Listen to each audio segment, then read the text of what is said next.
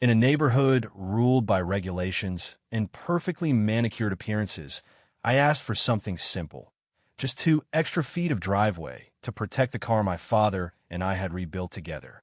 The homeowners association said no. But I wasn't about to give up. Instead, I found another why a deeper way. What started as a modest request transformed into a quiet rebellion beneath the surface. This is the story of how I beat the system without breaking a single rule and turned my Mustang into a legend.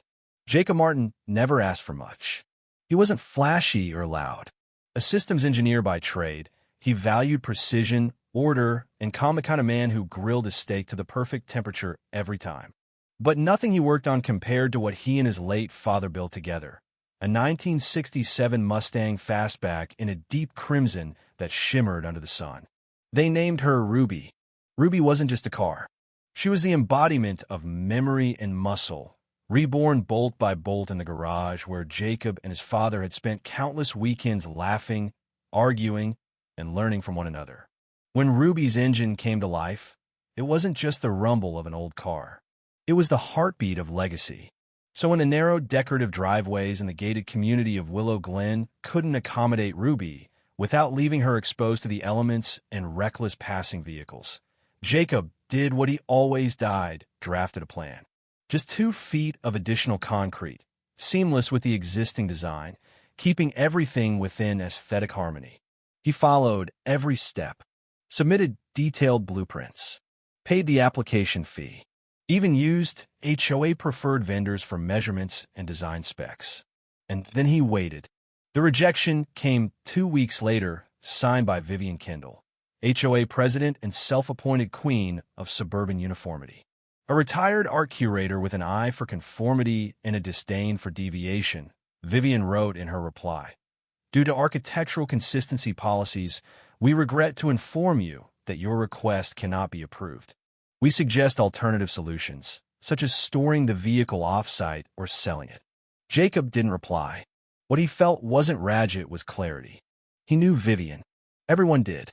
She was the kind of neighbor who walked with purpose every morning, clipboard in hand, pausing to note unkempt hedges or wind-blown trash cans. She once petitioned to have a child's lemonade stand removed for lacking a temporary business permit. But Jacob wasn't about to wage war. Instead, he decided to do what he did best: solve the problem creatively. Enter the idea: a subterranean car elevator.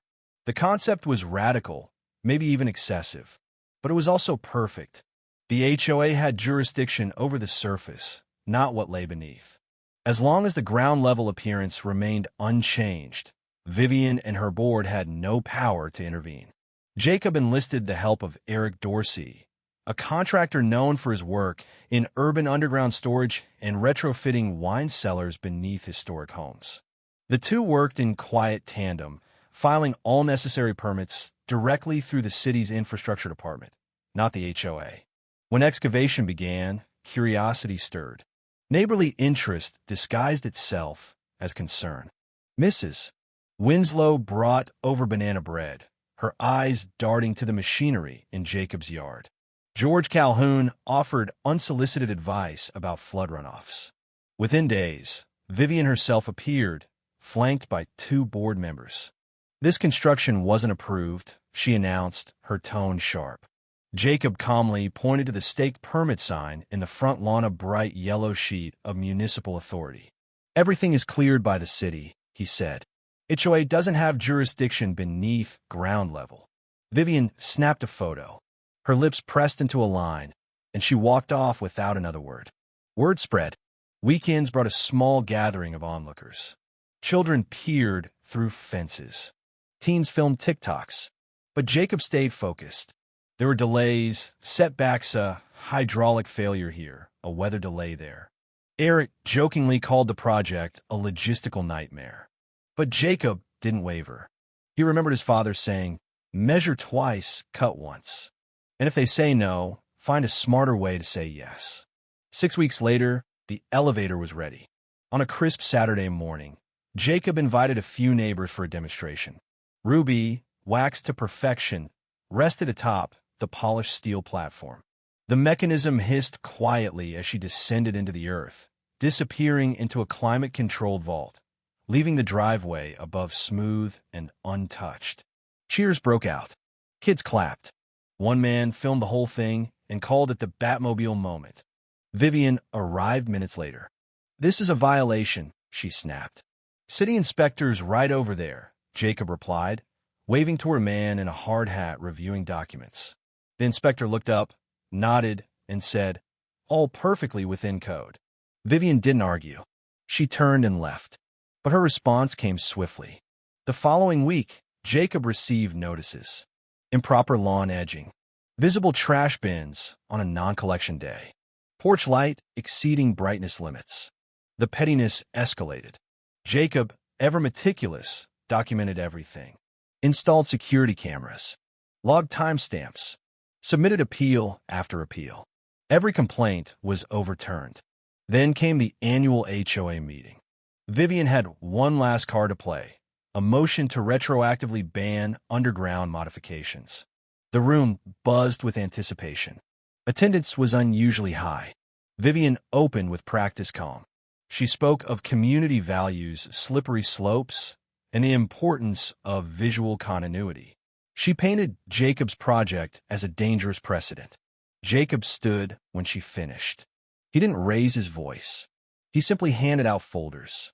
Inside were copies of city permits, engineer certifications, before and after photos of the unchanged surface, a letter from the city commending the design as an innovative urban solution, and finally, a simple diagram, a side cutaway of Ruby resting safely below.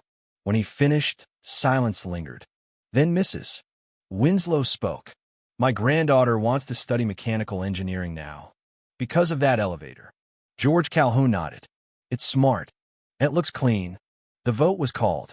The motion failed. 0 in favor. The room erupted in soft applause. Vivian gathered her papers without a word and left. Later that evening, as Jacob stood by his porch, a teenager walked over. "Mr. Martin, could I see the car again sometime? Maybe learn how it works." Jacob smiled. "Of course." Vivian walked by across the street. Their eyes met briefly. No nod, no words, but something shifted. Not anger, not defeat, maybe respect. The complaints stopped after that. Ruby rose from the ground each morning like a secret, gleaming under the rising sun. A tribute, a memory, a rebellion achieved not through force, but finesse. Sometimes the greatest victories don't require shouting. They just require digging a little deeper and believing that legacy, when buried with love, will always rise again.